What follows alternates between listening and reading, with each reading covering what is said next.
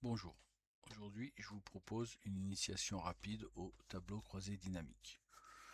C'est quelque chose qui est très utile sur Excel et qui est très utilisé, mais souvent qui peut faire peur les premières fois.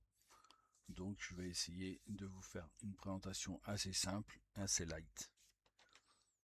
Donc je repars de mon tableau des commandes pour le mois de mars. Donc on voit, on a nos numéros de commande, nos dates, donc c'est bien un tableau structuré. Ok, donc j'ai tous mes champs comme tout à l'heure avec les quantités, les prix unitaires, les totals et le total TTC. Donc tout ça forcément est calculé. Donc comment faire un TCD? On va tout simplement dans le menu insertion ici et on fait tableau croisé dynamique.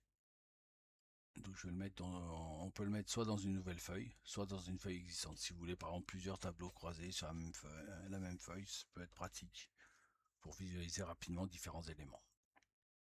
Donc là, je vais partir à chaque fois sur une nouvelle feuille.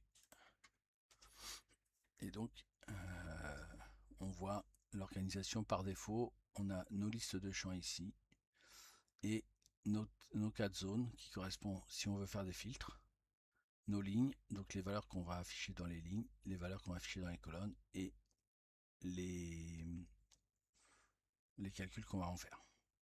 Ok. Ça, cette partie-là, elle peut être organisée différemment. Souvent, ce qu'on voit, c'est champs et zones empilées ou champs et zones côte à côte. Donc là, ici, j'ai les champs et là, j'ai mes 4 zones les unes au-dessus des autres.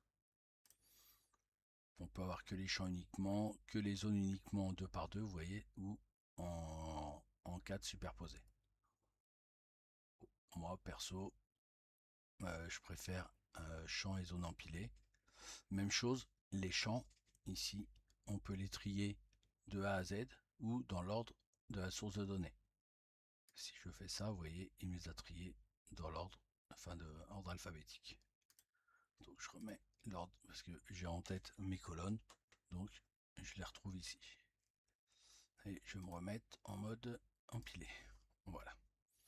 Donc ici, on va faire un premier TCD assez simple qui est les articles. Donc là, il va me lister tous mes articles de façon unitaire. Et je veux voir combien j'ai eu de commandes par article. Donc je le mets dans valeur. Et là, par défaut, il me propose le nombre de commandes parce que ma colonne, c'est là, excusez-moi, ma colonne commande, c'est un texte. Donc il ne peut pas me proposer de calcul dessus.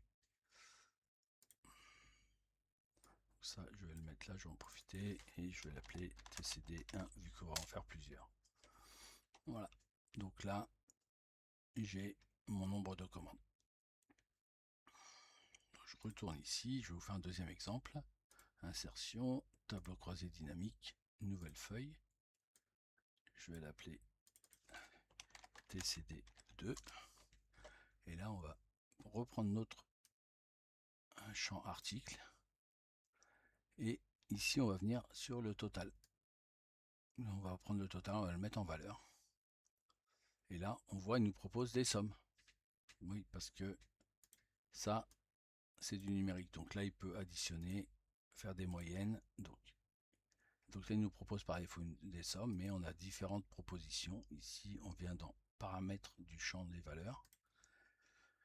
Et on voit qu'on peut faire des sommes, des moyennes, des max, des mines, des produits, des chiffres. Enfin, il y a différentes choses qu'on peut faire. Mais là, bah, des totales TTC, souvent, c'est du monétaire. Donc, on va devoir changer le format. Donc ça, on peut le faire toujours dans nos paramètres de champ. Et ici, on va venir sur le format du nombre.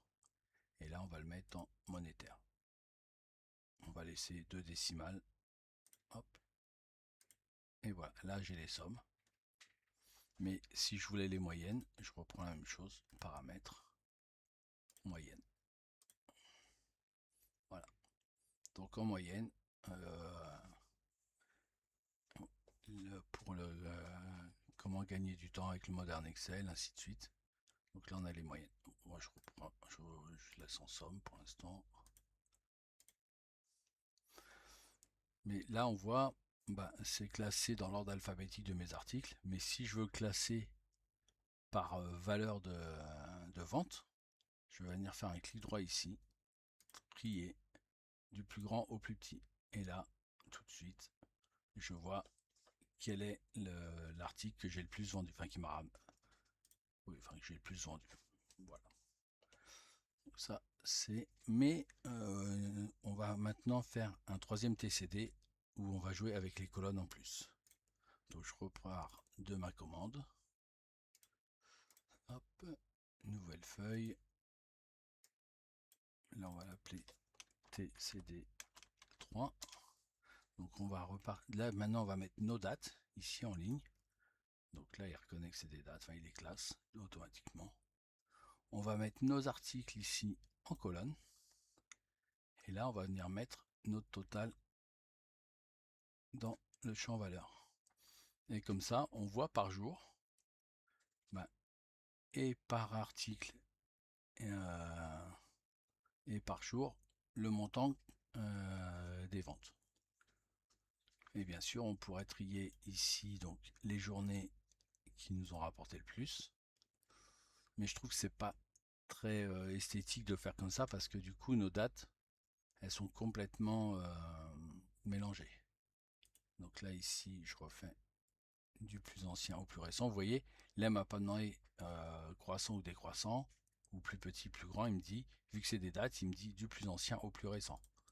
Voilà, donc je laisse comme ça. Par contre, ce qui serait intéressant de voir, c'est ici, faire un clic droit et trier du plus grand au plus petit. Et là on voit que c'est, je découvre le Weber Excel qui m'a rapporté le plus. Même chose, je suis en format numérique, paramètres, format de nombre, monétaire, ok. Et comme ça s'applique partout en une fois. Voilà pour une première initiation au TCD, en espérant que ça vous a aidé à mieux comprendre comment ça fonctionnait. Et la prochaine fois, je vous montrerai comment faire des graphiques à partir de ces TCD. Voilà, à très bientôt, au revoir.